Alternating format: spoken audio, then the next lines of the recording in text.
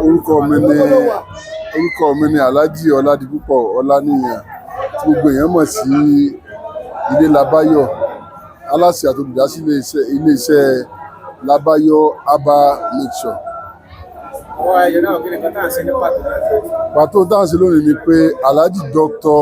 Tunde Saheed Olúọmọ wọ́n ń ṣe ìgbà aláwàní sàtífíkẹ́ẹ̀tì ní Igbó Ajé, ìlú Igbó Ajé lápapọ̀. Wọ́n fi wọ́n ṣe bàbá àdínì ní gbogbo Igbó Ajé, ìlú Igbó Ajé lápapọ̀. Ó ní ayẹyẹ tá à ń ṣe ní òní fún Alhaji Dr. Babatunde Saheed Olúọmọ Kútọnu.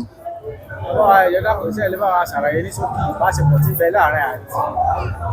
Ìbáṣepọ̀ tí ń bẹ láàárín wa ni pé ọ̀rẹ́ àti ọdúnmọ́dún ni, léè tó jẹ́ pé àti ń bára bọ̀jọ́ ti pẹ́ látàyè alálùmọ́lẹ̀, látàyè kò sí nǹkan tá àti ń bára wọ, ṣùgbọ́n ọpẹ́ lọ̀rọ̀ wa já sí lónìí, ọpẹ́ lọ̀rọ̀ wa tọ́ sí tí à ń bára wa yayọ̀ oríire.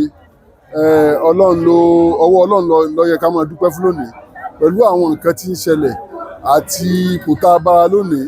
Ọpẹ́ ló tọ́ sọ́ba Elédùmarè ká máa dú alihamudulilayi, afọpẹ́ fọ́lọ́run pẹ̀lú àyè tá a bára wa, ẹnu ọpẹ́ wo sì ní kan. Rí àfàsùkò dúpẹ́ lọ́wọ́ gbogbo ẹ̀dákẹ́dà tó wá bá ṣàjọyọ̀ lónìí. Àwọn tí wọ́n wá láti ìlú òkèèrè nílùú òyìnbó, tí wọ́n wá láti Èkó, tí wọ́n wá láti Òṣogbo àbí tí wọ́n wá lágbègbè Ọ̀ṣun state, a kí gbogbo wọn àdélébáre àyìnàkóre. Irú oore báyìí kò ní wọ́n ní ọ̀dọ̀ ẹnìkọ̀ọ̀kan wa, bẹ́ẹ̀ ni oore bẹ́ẹ̀ yóò tọ́ sẹ́nìkọ̀ọ̀kan wa o. Orúkọ mi ni Alhaji Ọládipúpọ̀ Ọláníyan, Dr. Ilé Labáyọ̀ tí gbogbo ayé aláṣẹ àti olùdásílẹ̀ iléeṣẹ́ Ilé Labáyọ̀ and Sons Company. Àmín. Àmín.